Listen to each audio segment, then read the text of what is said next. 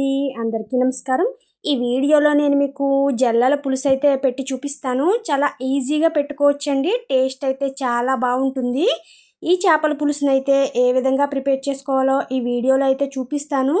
ఈ చేపల పులుసు చేసే విధానం మీకు కూడా నచ్చితే మీరు ఒక్కసారి అయితే ట్రై చేసి చూడండి. మీకు ఎలా వచ్చిందో నాకైతే కామెంట్ చేయండి. చాలా మంచి టేస్ట్ అయితే వస్తుంది ఈ జల్ల పులుసు. నేను ఇక్కడ సముద్రపు జల్ల అంటారు కదా, ఆ జల్లతో అయితే పులుసు పెట్టానండి. మనకి కాలువ జల్లలు కూడా ఉంటాయి, కానీ నేను ఇక్కడ సముద్రపు జల్ల అయితే తీసుకున్నాను. ఇక్కడ క్లీన్ చేయించిన ముక్కలు అయితే మీకు చూపిస్తున్నాను చూడండి. ఇవిగోనండి, ఇవి వచ్చి జల్ల ముక్కలు. చూసారా ఎలా ఉన్నాయో? మనకి ఒకే ముళ్ళు అయితే ఉంటుందండి. టేస్ట్ చాలా బాగుంటుంది. వీటిని అయితే శుభ్రంగా క్లీన్ చేసిన తర్వాత రాళ్ళ ఉప్పు వేసి ఒక్కసారి తోముకొని అయితే లోపలికి తీసుకొచ్చాను నేను. ఇప్పుడు ఈ కర్రీలోకి మసాలా ప్రిపేర్ చేద్దాం. దీనికోసం 1 స్పూన్ ధనియాలు వేసుకోండి, అలాగే ఒక 1/2 స్పూన్ వరకు జీలకర్ర వేసుకోండి, అలాగే వెల్లుల్లి రెమ్మలు వేసుకోండి. ఒక 7 నుంచి 8 వెల్లుల్లి రెమ్మలు అయితే వేసుకోండి. అలాగే ఒక 2 ఉల్లిపాయలను ఇలా ముక్కలుగా కట్ చేసుకుని వేసుకొని చక్కగా పేస్ట్గా పట్టండి. నేను ఇది మిక్సీ పట్టిన తర్వాత మీకు చూపిస్తున్నాను చూడండి. ఇలా బరకగా చేయండి, మరీ మెత్తగా వద్దు. ఒక పెద్ద నిమ్మకాయ సైజులో చింతపండును తీసి చక్కగా నానబెట్టి ఇలా రసాన్ని అయితే తీసుకొని పక్కన పెట్టండి. ఇప్పుడు స్టవ్ పై ఒక కళాయి పెట్టుకోండి. మీరు కర్రీ ఎందులో చేస్తే అదైతే పెట్టుకోండి. ఇందులో ఒక 4 నుంచి 5 స్పూన్ల వరకు ఆయిల్ అయితే వేసుకోండి. మనకి చేపల పులుసుకి ఎప్పుడు ఆయిల్ కొంచెం ఎక్కువగానే వేసుకోవాలి. ఒక 4 పచ్చిమిర్చిని ఇలా చీలికలుగా తీసుకోండి.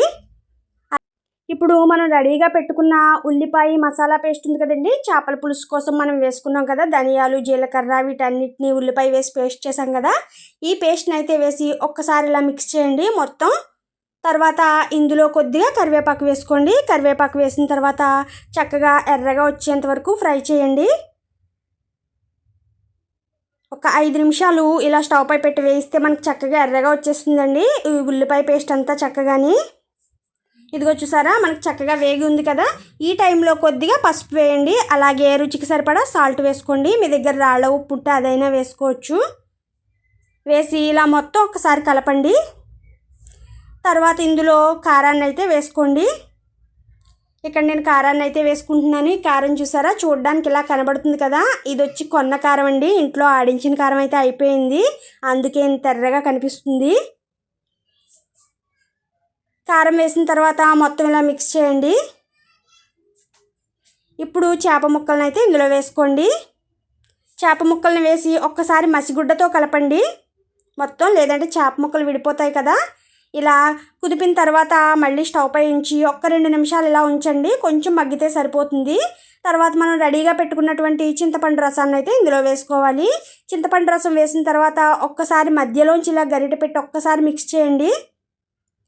ఇప్పుడు మూత పెట్టి 5 నిమిషాలు ఉంచితే మనకి పొంగు వస్తుంది. ఒక పొంగు వచ్చిన తర్వాత మీకు చూపిస్తాను. ఇదిగో చూసారా, పొంగు వచ్చింది కదా. ఈ టైంలో మీరు సాల్ట్ కానీ కారం కానీ ఏమైనా సరిపోకపోతే వేసుకోండి. ఇప్పుడు స్టవ్ మీడియం ఫ్లేమ్లో పెట్టి మూత పెట్టి 10 నిమిషాలు ఉడికిస్తే మనకి పులుసు అనేది రెడీ అవుతుంది. మీకు మళ్ళీ 5 నిమిషాల తర్వాత అయితే చూపిస్తానండి. మీకు 5 నిమిషాల తర్వాత మళ్ళీ చూపిస్తున్నాను చూడండి. పులుసు ఇంకా పలచగానే ఉంది కదా, మరొక 5 నిమిషాలు మరిగిస్తే మనకి ఈ పులుసు అయితే దగ్గరకు అవుతుంది. మీకు మళ్ళీ 5 నిమిషాల తర్వాత నేను మళ్ళీ చూపిస్తానండి. మూత పెట్టి మరిగిస్తున్నాను. ఇదిగోనండి, మనకి పులుసు చూసారా చక్కగా రెడీ అయిపోయింది. మనకి పులుసు కొంచెం దగ్గరికి అయిపోయింది కదండి, అంతేనండి. వేడివేడిగా మనకి జల్ల చేపల పులుసు అయితే రెడీ అయిపోయింది. ఇక పైన కొద్దిగా కొత్తిమీర వేయండి. కొత్తిమీర వేసి ఒక్కసారి అయితే మిక్స్ చేయండి. ఇక స్టవ్ ఆఫ్ చేయడమే. మనకి వేడివేడిగా జల్ల చేపల పులుసు అయితే రెడీ అయిపోయిందండి. టేస్ట్ అయితే చాలా బాగుంటుంది. మీరు కూడా ఈ ప్రాసెస్లో ఒక్కసారి అయితే ట్రై చేసి చూడండి. టేస్ట్ మీకు కూడా నచ్చుతుంది అనుకుంటున్నాను నేను. టేస్ట్ అయితే చాలా బాగుంటుందండి సముద్రపు జల్ల పులుసు. ఈ ప్రాసెస్లో అయితే పెట్టి చూడండి. ఓకేనండి, ఈ వీడియోని నేను ఇంతటితో క్లోజ్ చేస్తున్నాను. ఈ రెసిపీ కనుక మీకు నచ్చినట్లయితే తప్పకుండా లైక్ చేసి షేర్ చేసి సబ్స్క్రైబ్ చేయండి. కొత్త వాళ్ళు ఎవరైనా మన ఛానల్ ఫస్ట్ టైం చూస్తే 2-3 వీడియోలు చూడండి. మీకు నచ్చితే సబ్స్క్రైబ్ చేయండి. ఓకేనండి, బాయ్.